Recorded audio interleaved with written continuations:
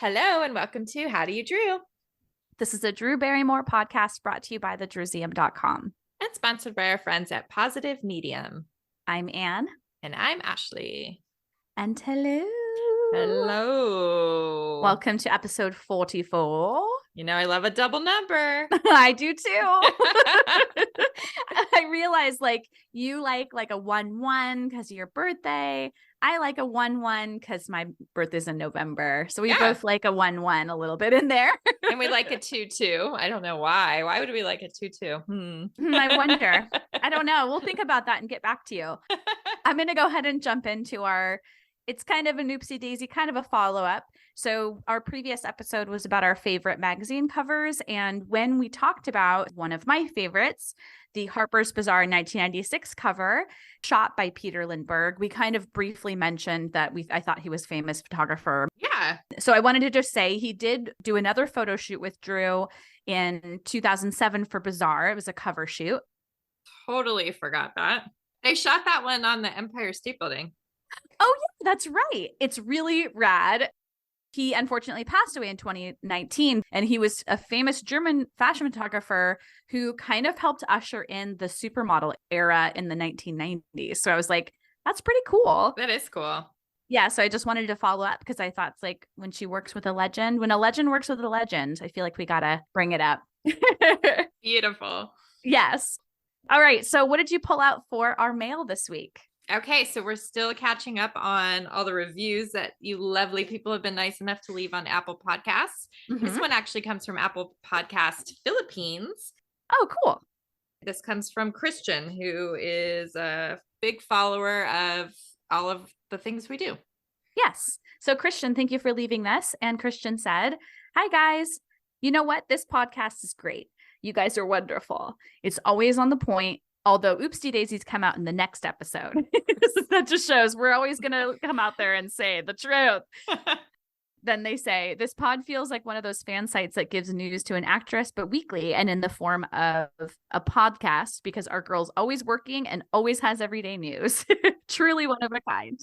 Except for right now. Except for right now. And then they continue, "I hope Drew herself knows that you guys made this for her." So do we. So do we. Yeah, her, but also for us. True. Yes. And then they said maybe she's been listening for the last year. I don't know. We'll see. Keep it up. Do what you do to preserve Drew and her family's history. Love you. Thank you. Thank you, Christian. That was really nice. And I'm glad to have our international fans coming up and giving us some nice words. What do we have for this week in Drew history? Okay, this week in Drew history, there weren't a lot of exciting things, but I did notice that on July 11th, 1997, hey, that's my half birthday, by the way. She was filming Ever After, and there's some really cool photos of her and Anjelica Huston, presumably doing some sort of interview. And I remember Kim Green pointed out that she was in one of the pictures, which is fun. And yeah, it's just wild to think how much time has passed since they filmed that movie. God. Yeah, no kidding. And speaking of Anjelica Huston, someone I know was just at her house recently. Someone I know in LA. Okay, what? When I saw this picture in here, I was like, whoa, trip. That's really wild. I don't think of Anjelica Huston much. Did you hear anything about it? I mean, nothing specifically, but of course it's a beautiful, amazing house. So yeah, and we heard that during Ever After she threw all kinds of amazing parties. So hopefully, yes, yes. And as far as I know, it's a nice place to have parties. Cool, very cool. I love how she looks in Ever After, and all those photos of her on set are so cute. I'm sure we'll share one just to show our This Week in Drew History poll. Yeah, we'll share the pictures taken that day.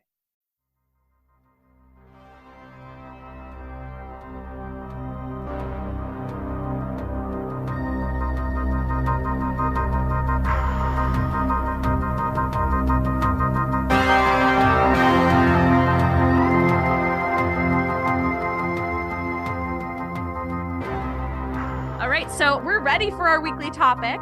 Yeah, we're covering 2 movies, so let's go. Let's jump in. We're going to talk about Firestarter and Cat's Eye, and it's kind of obvious why these are going to go together.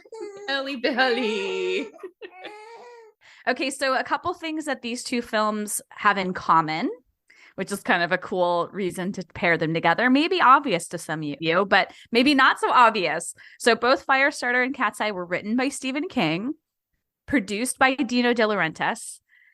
They used a lot of the same crew members, including Drew Standen. More on that to come.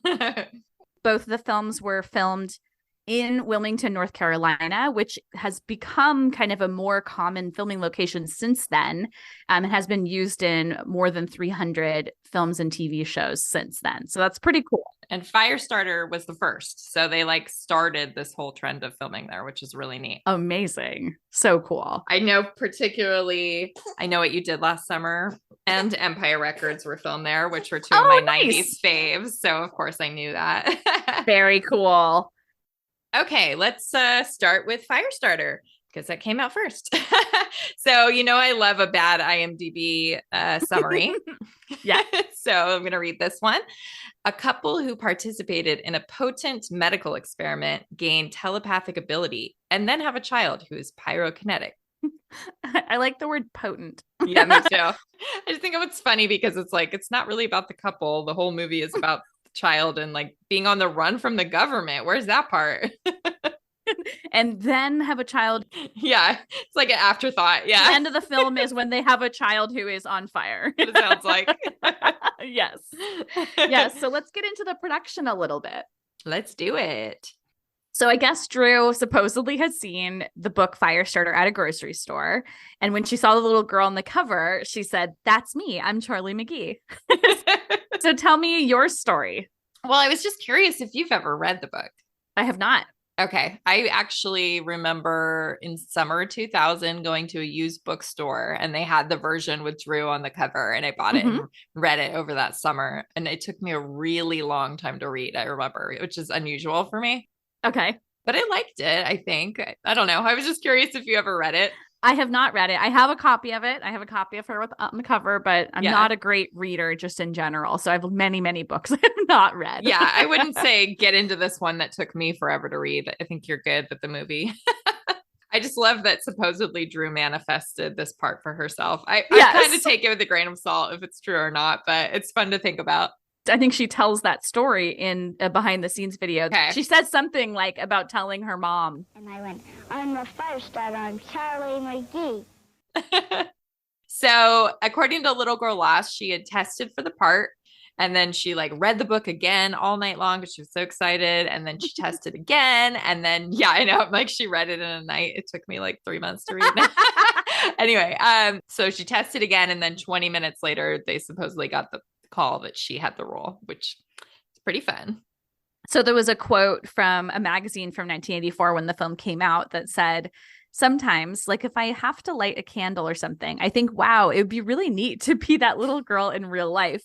And actually, speaking of that, there's a part in the film, which we'll get into the film a little bit later, but where the like lights go out. And I thought that Charlie was going to like find a candle and like light a candle. Oh, that would have totally made sense. But I guess she was trying not to use her power at that point. I don't know. Or maybe they didn't want to like give her access. Well, she could have put anything on fire. Okay, never mind. Hot hole. No. Yeah. Don't want to be that person. Before we get a little more into the filming, so I have, and I just got this, I think in the last year or so, I have a director's chairback with Drew's name on it. And there's one on the set of Firestarter that we've seen, and it doesn't match that perfectly, but it does match in terms of color and font. And like, it's definitely from the production. Although I was thinking it also, maybe it could be from Cat's Eye if like the same crew was doing everything. No kidding. But there's even like her stand-ins chairback look is exactly like the one I have. So it's just really neat. It's definitely like a piece that I'm really excited about having. So I mean, the one that you're matching, maybe it was caught on fire. Aha! There you go. They had to make a new one. It was the replacement that's not photographed. I love that. Okay, so the filming for Firestarter began September 12th, 1983 and ended November 26th, 1983. First, I wanted to ask you, like, how do we know these exact dates? Production materials and magazines and stuff. I always take note whenever I come across something like that. We have a spreadsheet of the dates that Drew filmed stuff. And so anytime I come across one, I just throw it in there. I love that we have like to the day. It's so cool. Yeah. Drew and Jade packed up their life basically and rented a house in North Carolina in a city called Echo Park. Yeah, I was thinking like that's pretty much probably the whole beginning of a school year. And I wonder how disruptive that was. We already know she was having trouble with going to school and all that. Yep, that's true. So the shooting schedule was grueling for Drew because she was, she's little. She was, quick math, 8 years old, and she's in almost every scene. And apparently a lot of the filming would start at sunset and go through the night. There are a lot of night scenes. So, she was like sleeping during the day and she had to do the onset school and all of that stuff. So it's a lot to put on one tiny little girl. Yeah, no kidding. It's no wonder she started drinking. Oof. I'm sorry. I love you, Drew. She'd probably say the same thing herself, actually. She'd probably appreciate that joke. We'll get back to when she started drinking because it's right around this time. The special effects were pretty scary and pretty dangerous. I mean, I was like noticing just when watching the film, I was like, this is nuts. Like the amount of fire and explosions. Yeah. It seems like not a huge effort was made to ensure she was safe. There are like stories about fire chips flying around without glass protecting her, pieces of metal like on fire, like falling on her. And she just went along with it. I mean, did she talk about being scared? Oh, yeah. So she talks about that in Little Girl Lost. And then I found this quote from a magazine called Starlog where she said, I said, wait a minute, I'm not going to do this. But they said, come on, it's not going to be that bad. So I did it, but I almost got burnt. It wasn't funny. Like, no, it's not. It's so like, so of the time though, right? Yeah, I mean, absolutely. And apparently, I saw another article where a magazine was on set during filming, and Drew had said to the director, Mark Lester, I just want to remind you, Mark, I can't see you over the flames. Oh my God. Yeah. Holy cow. Yeah. And then, of course, her and her stand-in, and again, we'll get into that. Mm-hmm. They were like terrified watching these stunt guys be set on fire right in front of them. It's just like a very surprised that they allowed them to watch.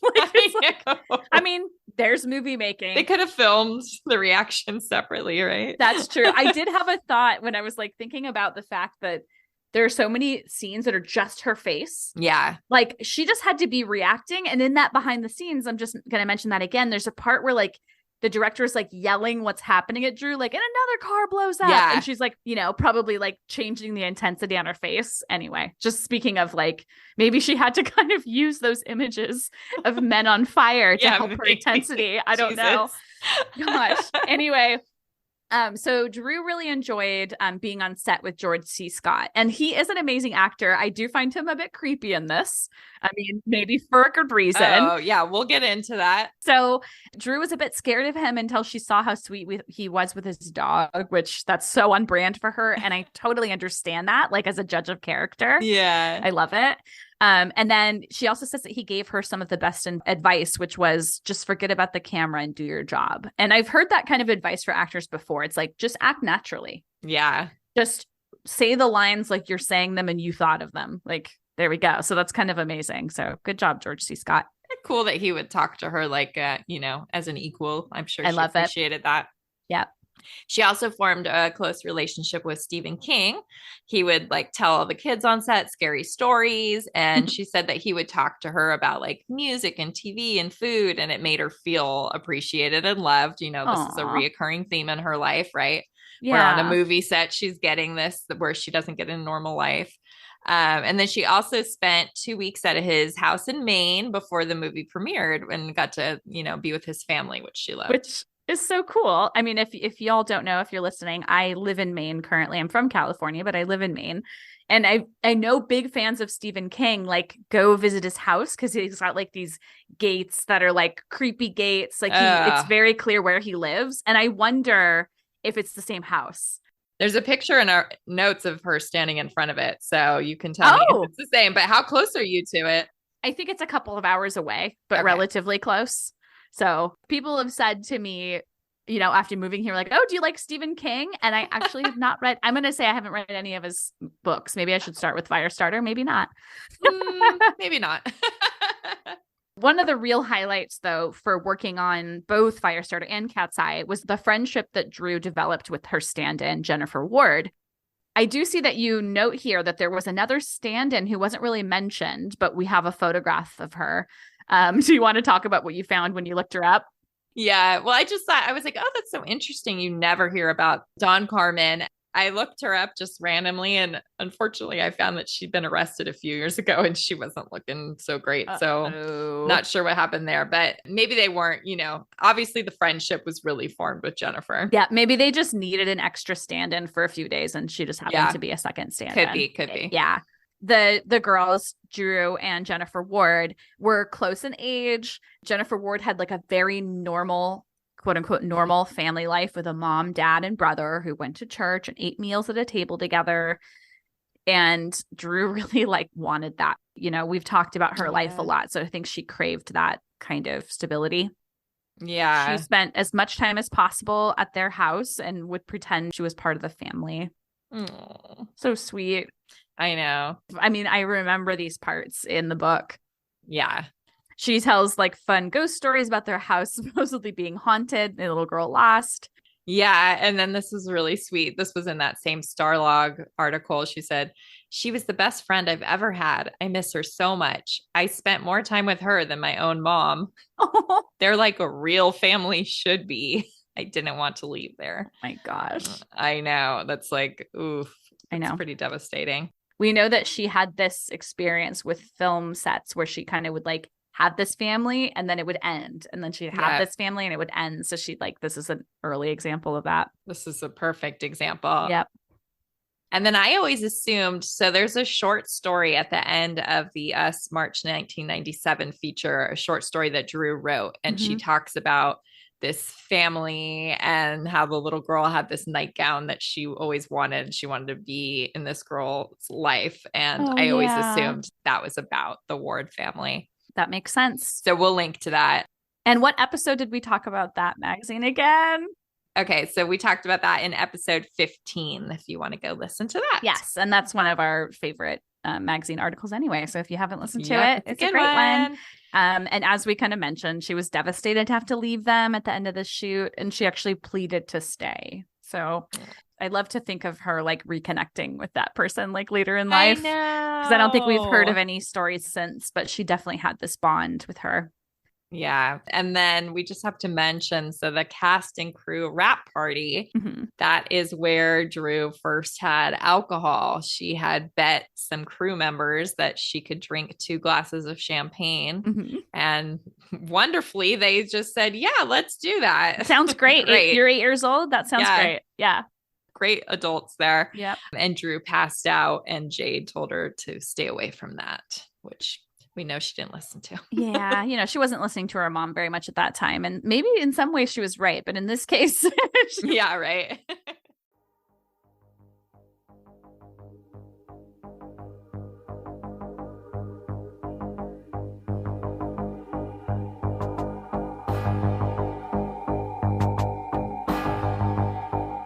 So now let's jump into the film a bit. We're just going to kind of hop back and forth little notes we made. I'll just say this was a fun film to rewatch. Yeah. I hadn't seen it in so long. There were a lot of tidbits I didn't remember, except for a couple of quotes that you and I say. Of course. But I did enjoy it in general. Did you? Yeah. Okay. Yeah. I was going to say I enjoyed seeing it from a kind of Drew historian perspective. She's in so much of it that's really enjoyable. There's a lot of kind of cringy bad acting and there's a bit of that. But overall, I think it's pretty enjoyable. I will just jump ahead and say I kind of like Cat's Eye more only for the reason that it seems to really embrace its cheesy campiness, whereas Firestarter it's very taking it very seriously. Yeah, and when we get to that, I'll explain one part of Cat's Eye I think is better than Firestarter, but the other 2 parts make it not as good. Yeah. Okay. So Makes we'll sense. get into that a little bit more later, but okay.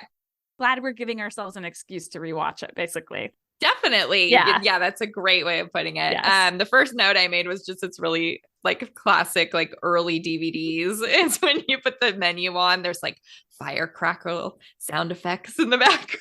And It just made me laugh because it's so cheesy. DVD menus are such a like classic thing in general. Like I you know, like know. them having music. I feel like I've fallen asleep to enough films Yes. over the years where that just goes over and over again. The DVD menu music. Totally know what you mean. So I was just thinking as the movie starts and you know that her mom has died, that there was this interview with Chris Connolly on MTV in 1999. It was for the MTV movie special. It's one of my favorite. I watched it all the time, so I know a lot of it by heart. That Chris points out that he thinks a lot of her characters have been so strong because they've had a lack of parents. And Drew goes like, oh my God. And you just see it like hitting her. And she's like, what? Oh my God. And she's like, you're going to make me obsessed for like the next several months thinking about this. But he's right. I don't remember that. Oh yeah, it's so true. But I was thinking, wow, this is her third like big film role.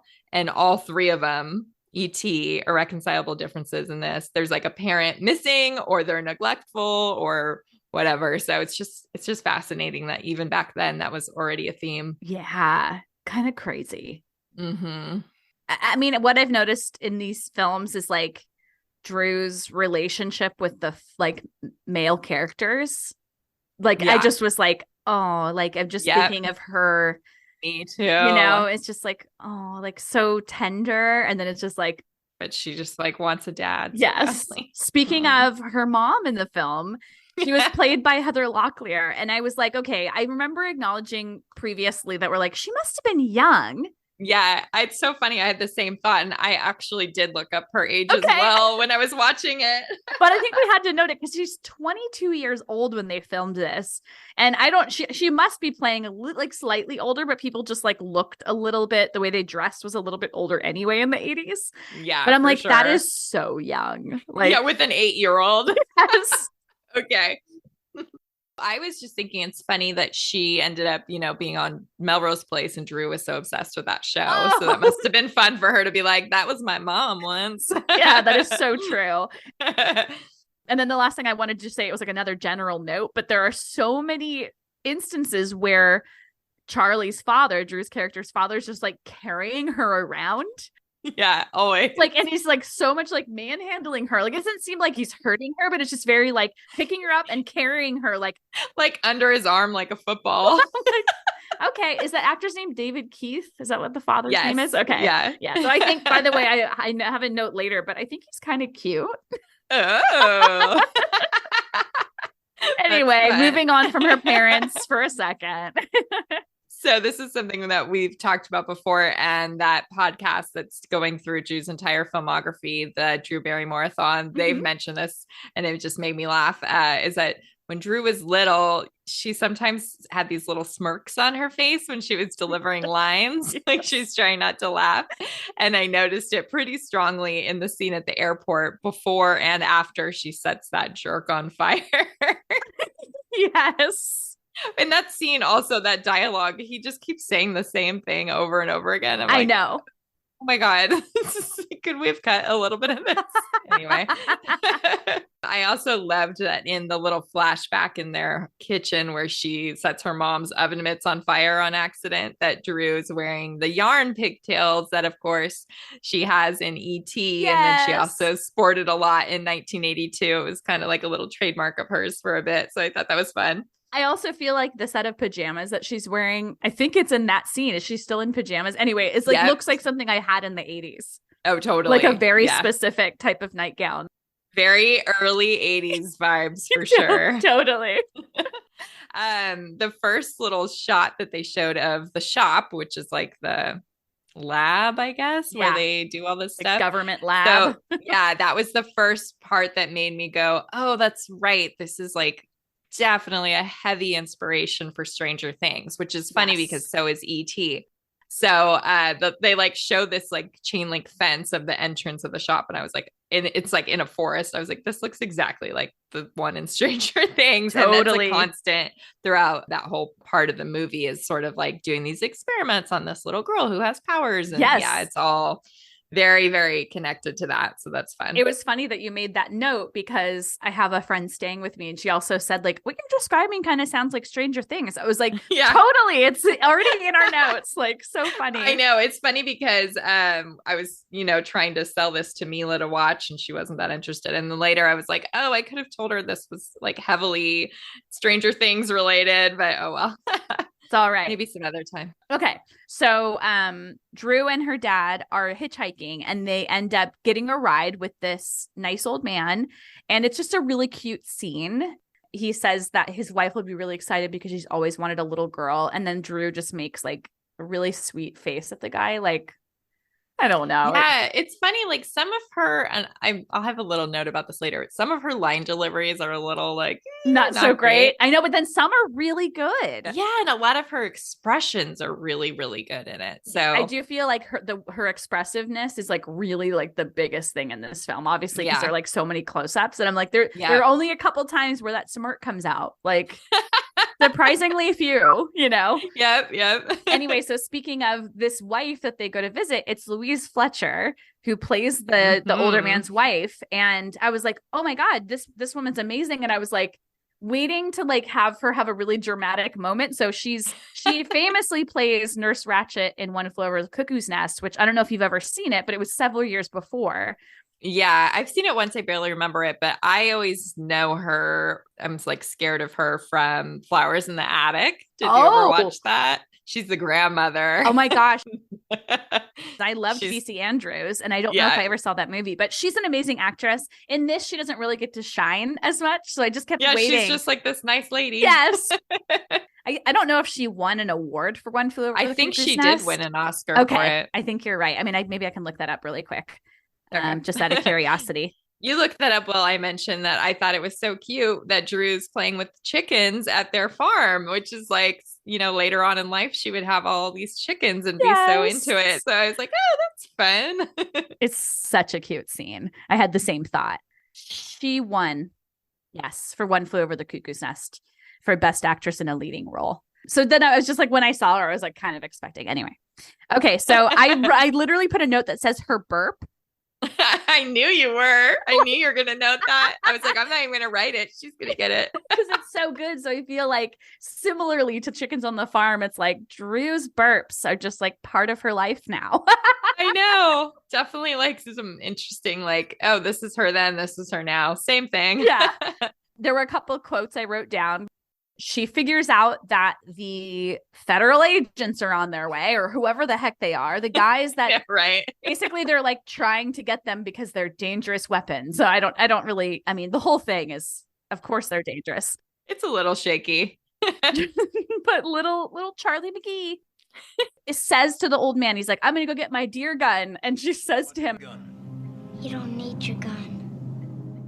I've got this. Like kind of sad, like, yes. You don't need your gun. Yeah.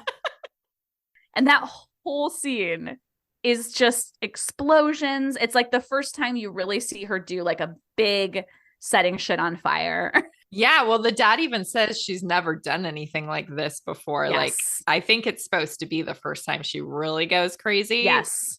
But yeah, that's where I noted like, okay, some of her acting so far has been a little, but in that scene and then all the others where she starts burning things, like her face gets really intense. And I love that.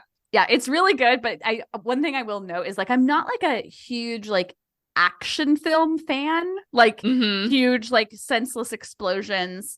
But, I mean, there's a little bit of that in like Charlie's Angels just for fun. But like in this film, it goes on like for a long time, like especially the end. We'll get to that. Yes. So I am usually the one that points out cars I like in films. It's never going to be me.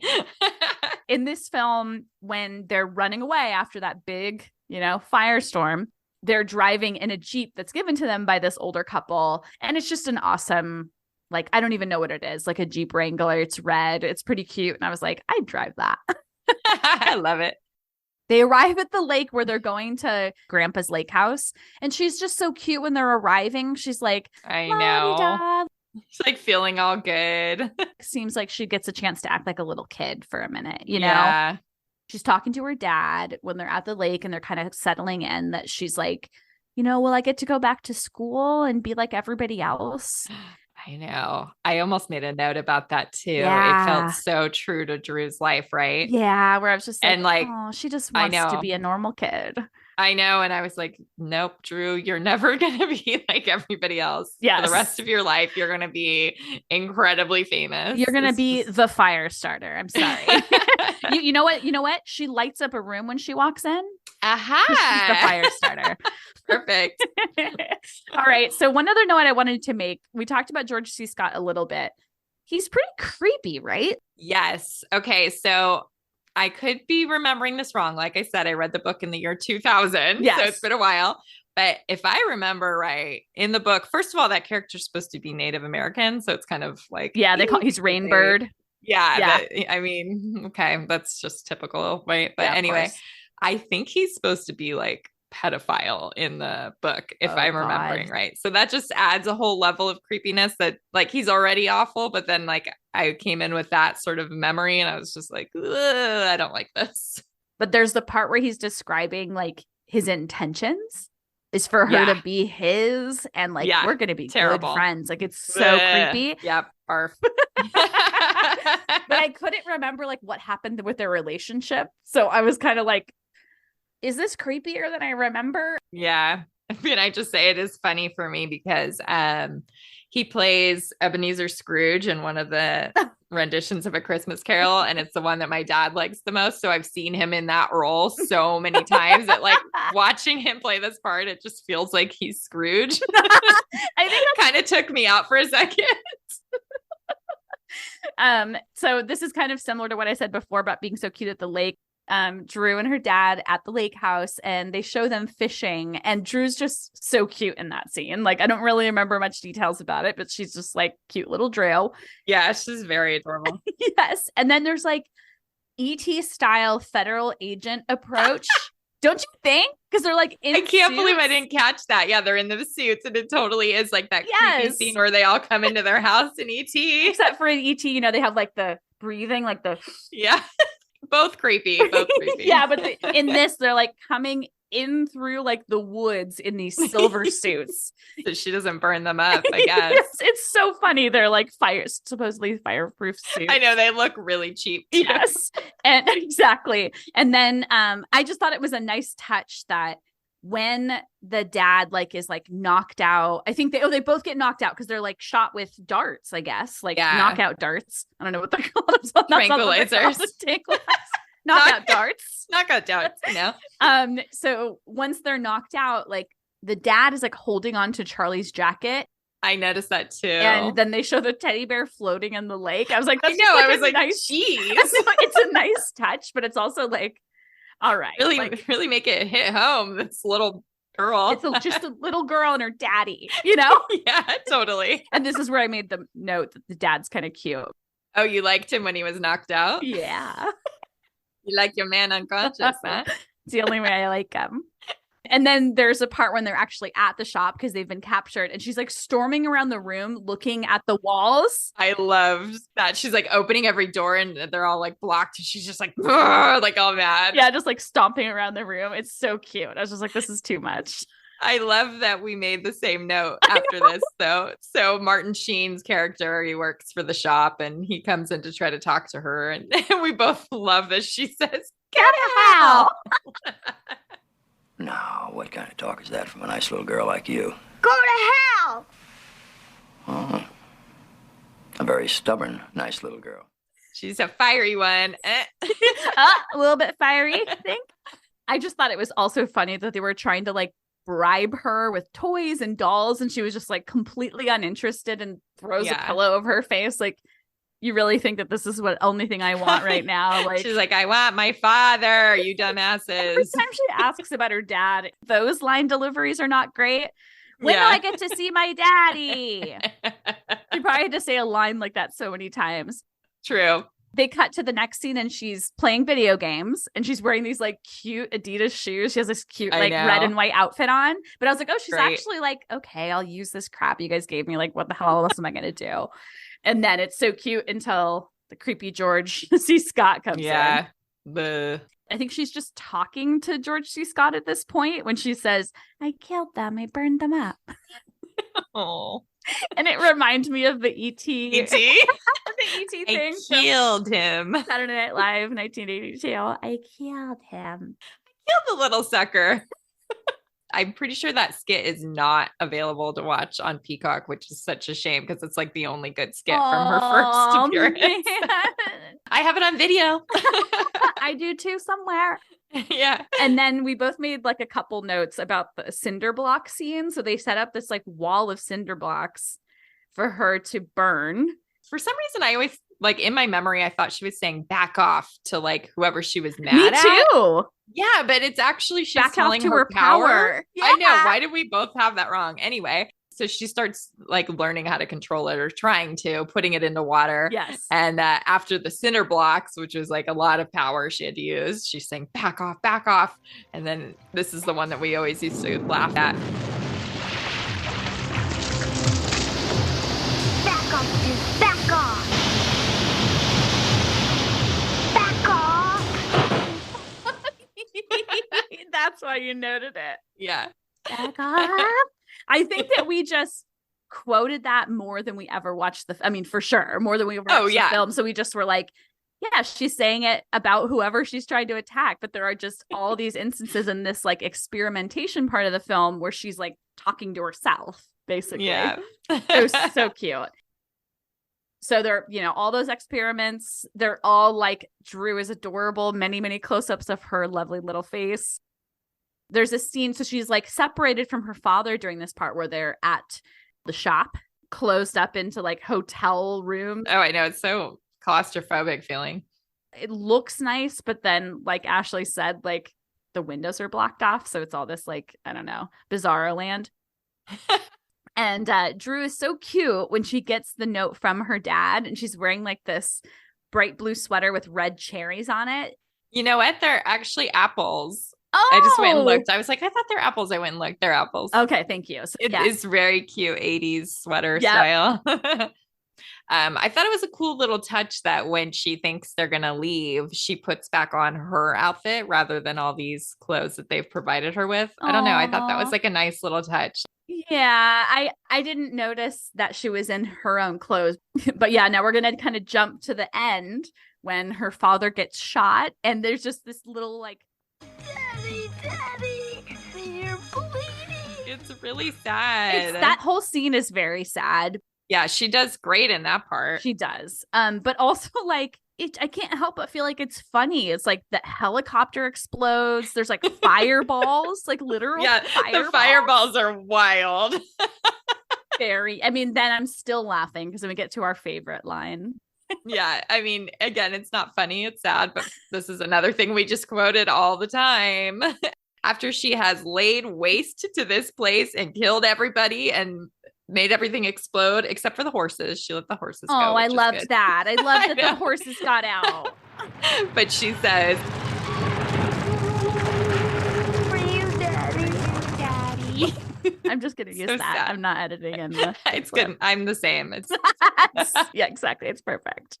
And then I just have one more note because I just couldn't get over this at the end. I'm like, only in the 80s could an 8-year-old by herself hitchhike. This guy just like lets her off at the little farm. Like he's just like, here you go, little girl who's by yourself.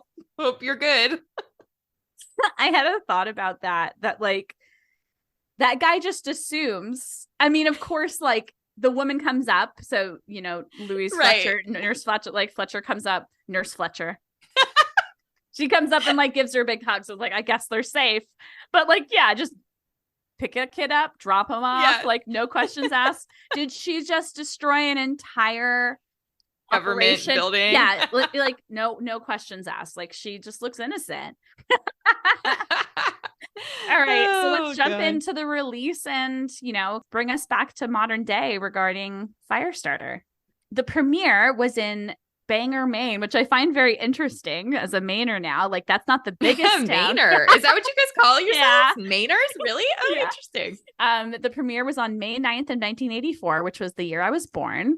And so it's in my state, the year I was born. I guess this is my film now. Yeah, I guess so. There's a famous photo from the premiere of Drew lighting Stephen King's cigarette, which is a very cute photo, actually. It's really cute, but it's also like, you would never see that now. No. And he's like inside smoking. Yeah. Oh, of course. And then the movie actually was released on May 11th, 1984. And it just happened to be featured in a ton of sci-fi and horror magazines. Like, I feel like we have so many articles about this one.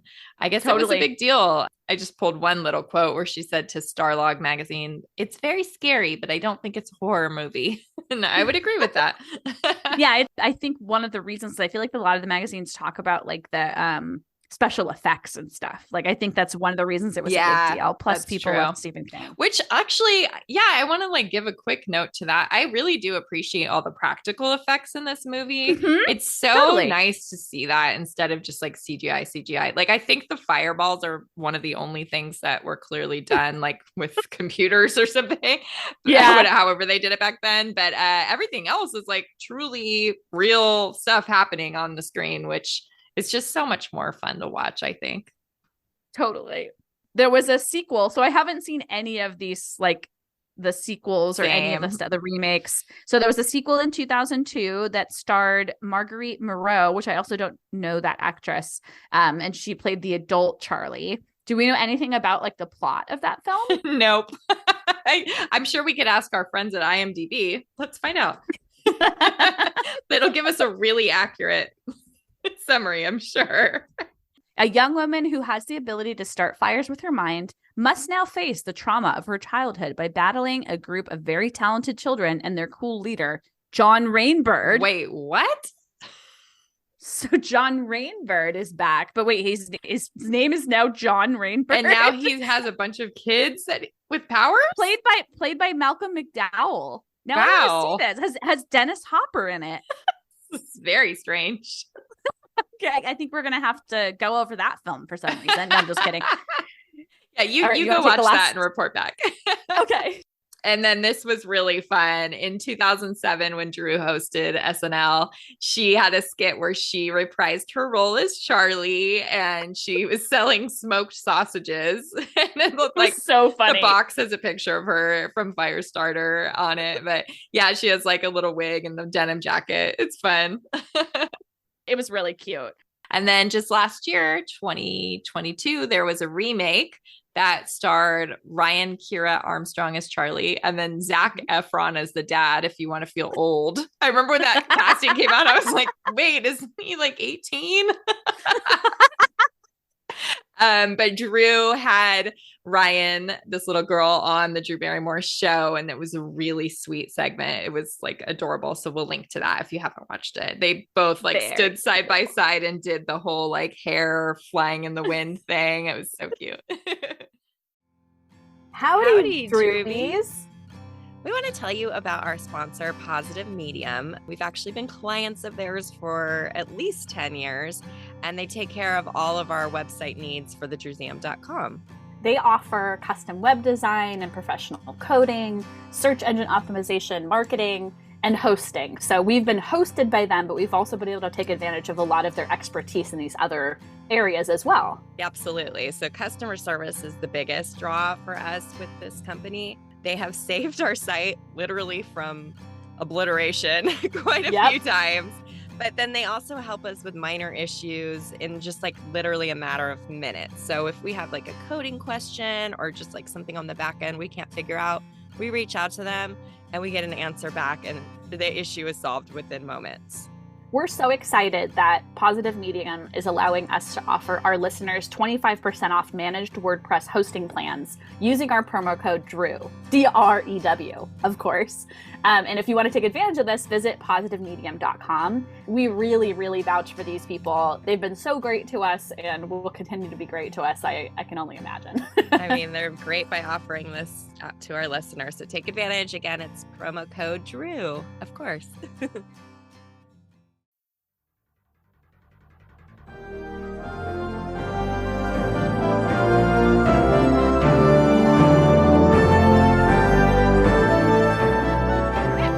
right, so let's jump into Cat's Eye. Let's do What it. do we? What's our IMDb? This one's better. It's short and to the point, but I feel like it's accurate. Okay. A stray cat is the linking element of three tales of suspense and horror. Yeah. That's just a fact about the movie. True. So Mila did watch this one with me. We will get into the minute with Mila in a minute. She was definitely confused about like the linking elements, and like she thought like this guy was, well, he's that same guy, right? I'm like, nope, totally unrelated. Like it's just three different places the cat went. So it's a little confusing. It is a little confusing, and I think the only thing they do to differentiate is it kind of like fades like to black, and then there's like a title that says a different place. Yep. Right? Yep. Yep. All right. So Stephen King wrote the script for this, of course. Two of them segments are based on short stories from his book Night Shift. And supposedly while Firestarter was filming, he just like wrote this in one night and told Drew the next day that he had another part for her. He like did it as a vehicle for her. Oh, God. I know. And then she asked if she could have a few days off first. Poor little thing. Oh my God. But she got several months off. They didn't start right away. She's probably like, wait, I have to do it like now. She's like, I'm tired. Wait, I'm tired. I've been working all night. Yeah. But filming actually did begin on June 4th, 1984, and it went through August 6th, 1984. So pretty quick one. Yeah, pretty quick. And I wasn't born yet. Yeah, you're still not born. Well, my mom was, she was cooking me. Drew plays 4 parts in the movie. The very beginning, she just like shows up as a mannequin who's talking to the cat, like saying like, save me. Help me. It's after me. Mila's like, what is happening? But I also forgot that like that doesn't, there's no like resolution. Well, I mean, he does save her at the end, right? If we're to believe this is like the spirit of the little girl at the end, I don't know. That's how I take it. Do you mean the little girl at the very end? Like, yeah, like he saves her from the troll. Oh, okay. Yeah. So he's like, yeah, sure. So she's like calling to the cat the whole time, like, there's danger coming. You need to save me. And he does. So you think in some alternate universe, it's the same girl? Yeah. Yeah. Okay. Got it. Just the ones that appeared, the mannequin. And then there's a little girl on TV in a commercial. That's why they only gave her a name in the last segment. Yeah, exactly. Okay. Got it. That's pretty good. Good job. So James Woods plays Drew's dad in the segment that's about the Quitters Incorporated, which we'll talk a little bit more. And then he also plays her father in Running Cars with Boys. I feel like that I don't even need to talk about it, but I feel like I've heard James Woods is kind of like creepy. Yeah, I've heard that too. We can say that. Let's say it. But Okay. it is cool that he played her dad when she was little and when she was older. I think that's fun. Yep. I think it's really fun. And I'm sure Drew loved that. Yeah, I'm sure she did. And then another fun connection is that special effects artist Carlo Rambaldi, who basically created the creature of E.T., he also did the troll in this. So that's really fun. It is a fun connection. I like E.T. a little more than the troll personally. Yeah, I do too. Drew amazed actress Candy Clark, who played her mom in the last segment with her ability to cry. And she said in order to do that, she would just remember her cat Gertie, who was given to her by Steven Spielberg, who had run away. Oh, that's sweet. So sad. I know. So at first, the differences between Drew's new life, like she'd been going to clubs and going on talk shows, hanging out with celebrities, and then her stand-in Jennifer Ward, who she's been reunited with, their life differences were like really obvious at first, but they quickly fell back into the way they were before. And so they would like ride bikes and they'd play with Jennifer's cats. They'd play dress up, dance to Madonna. And then I thought this was fun. They'd act out Mommy Dearest scenes, which Drew still loves to quote Mommy Dearest. And I still have never seen Mommy Dearest, but I'm aware of some of the famous scenes very for campy. sure. Yeah, I think that's all you need. I watched it once in high school with Angie and we were just like, what is this? But yeah, the wire hanger is like, that's pretty classic. That's all you really need to know. And as we said before, she was once again devastated to have to leave the set and the Wards, this family. But she knew she didn't really have a choice. She had to go back home. So in Little Girl Lost, one of the quotes about this was, I saw my relationship with the Wards as no different from the parts I played in the movies. They were a fantasy brought to life, a dream, my dream. Oh, so exciting. Come on, this is like just break my heart I just a little know. bit. It's really hard. All right, let's go into the movie. I think I took a few more notes than you did, so sorry if I'm going to talk a lot. I was talking a lot on the last one. We're all good. I first off just have to say that cat is amazing. Like the things they got that cat to So do are so good. I love it. Like great I acting. know. Bravo to General. Oh my God, I forgot the name was General. General. But both the cat and her only get a name in the last segment. Yeah, good point. I wanted to talk a little bit about the smoking segment because I just thought it was interesting. It's a metaphor for basically like quitting smoking. Like, what are the consequences to smoking? And in this case, they're like literally like Life or death. And then Drew herself has struggled with smoking so much of her life. Right. Well, and then I think we have to note that this is like exactly the time where Drew started smoking. Like, oh, it's yes. crazy to look at her in this movie at her age and think that, but it's true. This is what was going on. Pulled a photo of her holding a pack of cigarettes that's like literally 2 months or 1 month after they stopped filming. So like she's already fully in it. That's right. I mean, I'm laughing. We're laughing about the irony of it. Dark humor. Yeah. On a lighter note, another car that I loved, just because that's part of my brand, I guess. Okay. I'm not even like a car person, but it is now. James Woods drives a really awesome BMW in the movie. Totally missed that. All right. So you've got a bit more notes about this on the other segment. So let's jump in. Yeah. Well, I did pause because this is part of my brand. I love photos in movies that they take for the movie that are supposed to look like the characters have them in their house. So there's 2 photos of Drew and her parents on James Woods' desk. But then I noticed, I think she's wearing the same dress that she wears in her one scene in that part. So it's kind of funny. Well, then we have to look at some point and see if the parents are also wearing the same clothing. They're like, let's just get this done fast. We only have 2 months to film. Stand by this bush. Go ahead. Okay, so you didn't notice this, but I have to bring it up because I've always understood it to be the case. I believe that the daughter that she plays in this first section is supposed to be intellectually disabled, which is a very weird choice. And I don't know why they would go there. Maybe to make the threat even more upsetting. I don't know. I guess the reason I've always thought that is that her school says it's like for exceptional children, and just sort of the way that Drew acts in her short little scene is definitely a little different for her. So I don't know if I'm wrong about that, but that was always the way I understood it. And I think it makes sense, but I think I just thought her acting was just a little bit awkward. Well, could have been intentional. It is interesting. Yeah, I love that her dad, James Woods, gives her a Cabbage Patch doll because that's one of the toys that they are trying to bribe her with in Firestarter.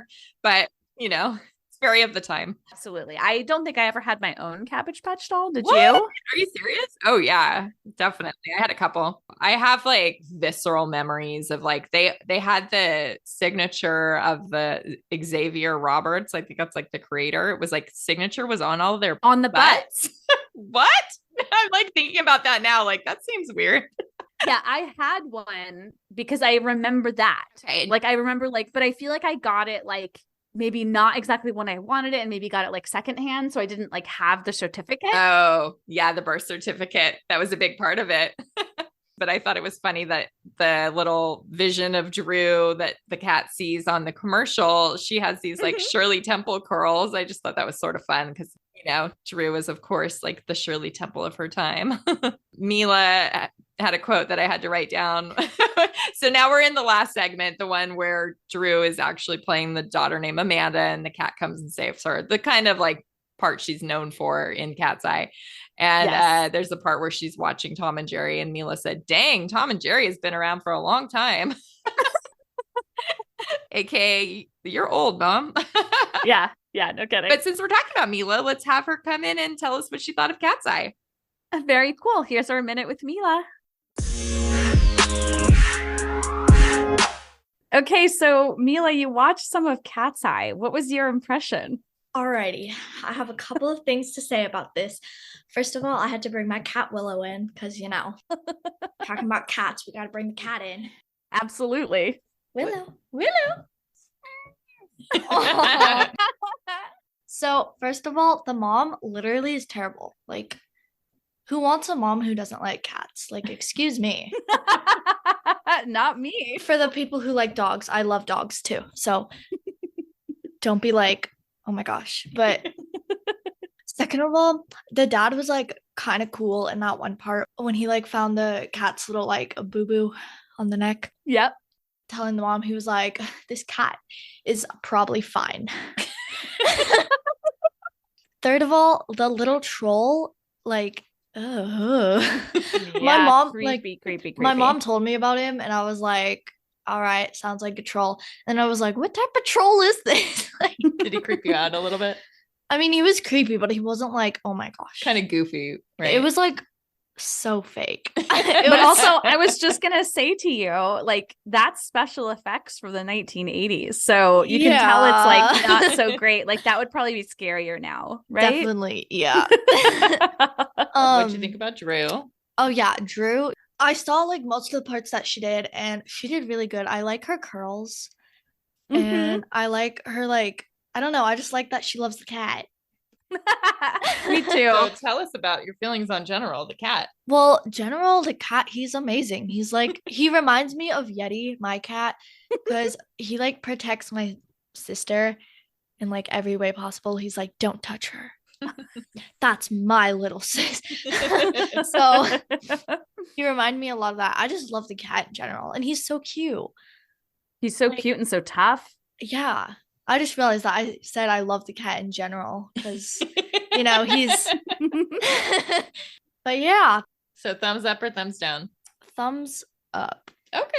Yeah. Nice. I mean, I wouldn't watch that movie just like, On your own. Nah. But it was fun to like see everything. So Maybe that was you'll cool. watch Firestarter one day. Yeah, I was gonna, but I changed my mind, and I just didn't feel like watching it. So yeah. But I'm glad to have your feedback. I agree. The cat is pretty cool. Bye. Thanks, Mila. Thank you. You're welcome. Bye. Talk to you later. Coming back. I also love the part where Amanda, Drew's character, is like mad at her mom because, you know, makes sense. Her mom is pretty awful. Yeah. And she's brushing her teeth and she like turns around and does this like sassy. Do you know what I'm talking about? Did you catch Yes, that? I do. And it's really cute. It's really, really Yeah, cute. I thought it was good. I also made a note because I saw this. So Drew's first cover of People magazine in 1984, the feature in that was actually written on the set of Cat's Eye. And yeah, which is kind of fun. And they talk about the oversized bedroom set that they have, you know, so that the stunt guy who's playing the troll looks small. Yes, of course. And I had that thought, Yeah. actually. I was like, oh, they clearly had to do a practical thing for this thing. Which is so fun. But I guess Drew and Jennifer were like playing around on the set, that oversized bedroom set, and jumping on the bed. And the assistant director was like worried, like, we can't let her get hurt, you know? And I guess Jade snapped at him and said, she's been working all morning and she needs to play. I was like, all right, go Jade. Yeah, go Jade, thankfully. I wonder how she let her play after work on Firestarter. Where did she get to play? Was she playing with fire? I know, right? Speaking of moms, this was another quote. Mila said, "This stupid mom, I swear if you hurt that cat." She was so mad at the mom. I love that we got so much Mila on this I episode. know. Well, we're cat lovers just like you. Yes. And then it's just that goofy ass fight scene with the cat and the troll. And then the record player. That's the point where I'm like, okay, if this is even remotely scary, once the record player is being turned on faster by the cat, you got it. It takes you out. You got to laugh.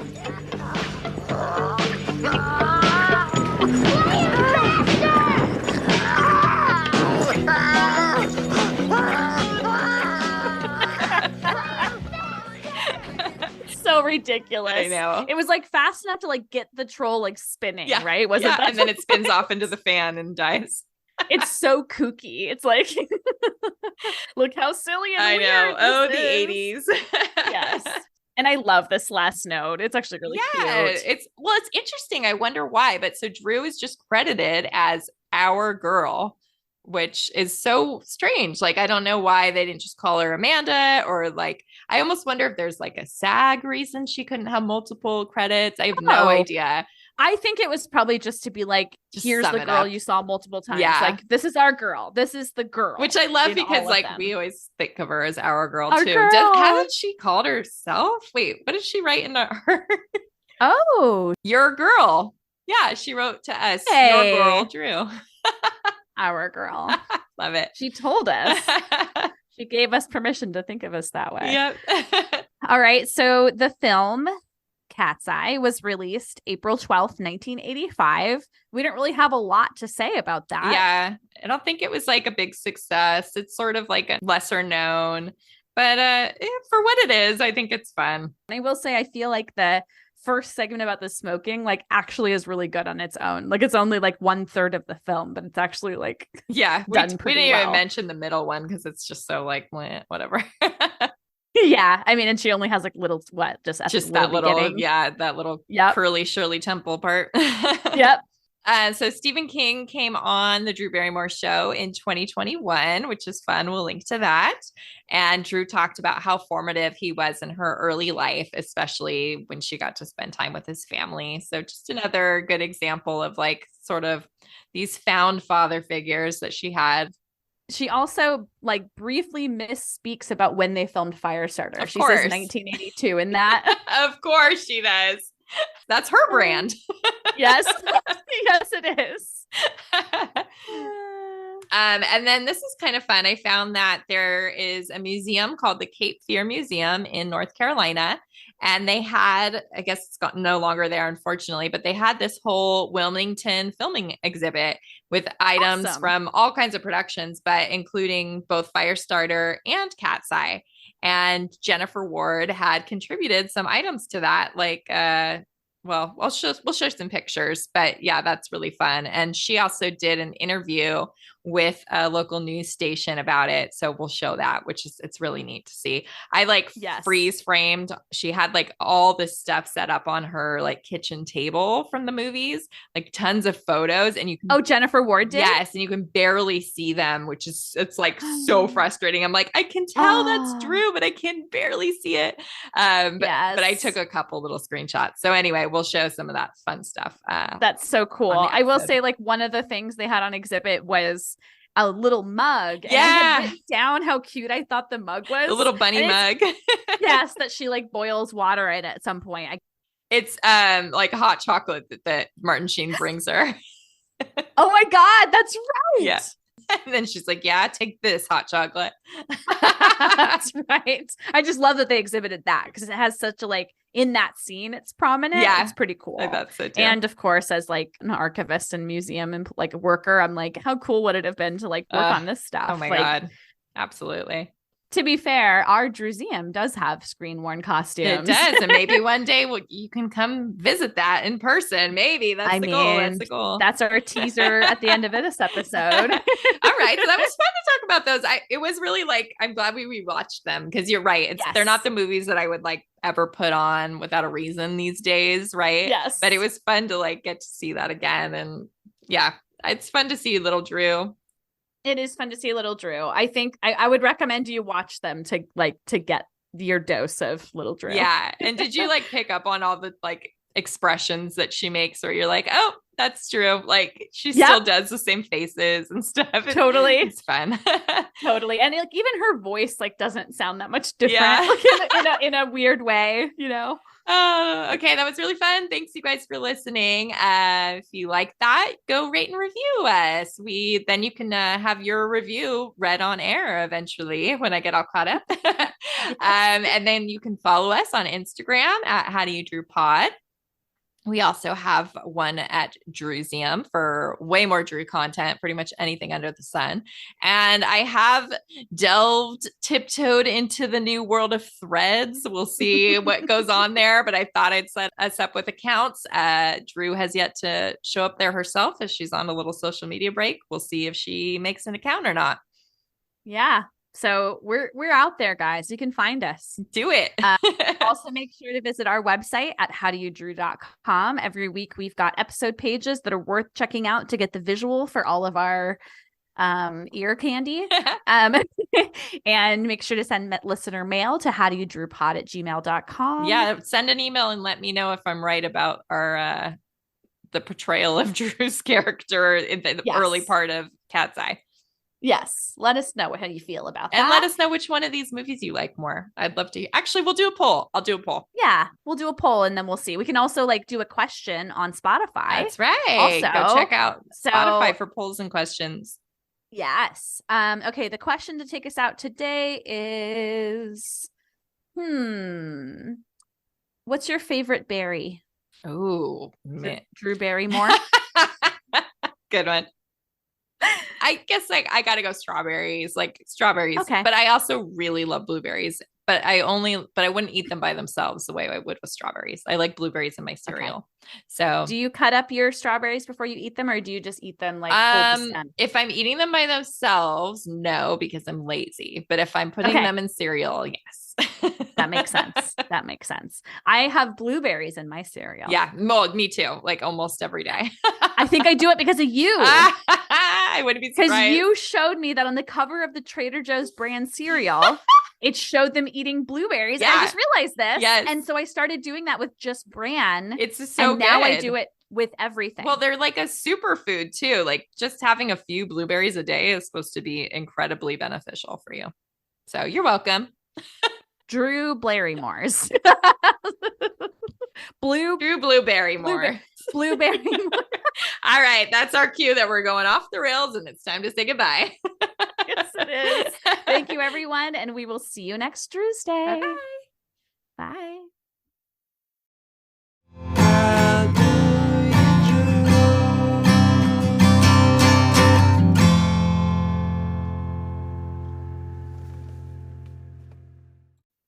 This episode of the How Do You Drew podcast was researched and produced by Ashley and Ann from thedrewseum.com with help from our sponsor, Positive Medium. Special thanks to Matt Costa for our lovely theme song, Roxy Prima for our adorable logo, and last but not least, Drew Barrymore and all the Drewbies who love her. We do this for you. Thank you.